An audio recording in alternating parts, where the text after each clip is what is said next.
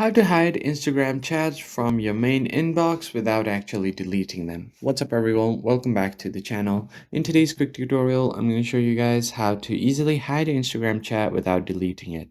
But before we get started, don't forget to hit the like button down below and subscribe to the channel.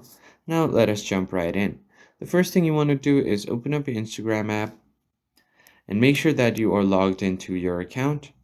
And once you're logged in, all you have to do here is head over to your chat section by swiping left on your screen, and you will land on the home page here.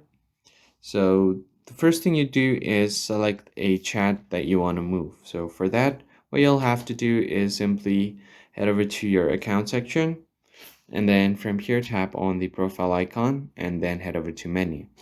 Now scroll all the way to the bottom until you see account types and tools. Now you're just going to switch your account to a professional account. And then from here, you can just tap on switch to professional.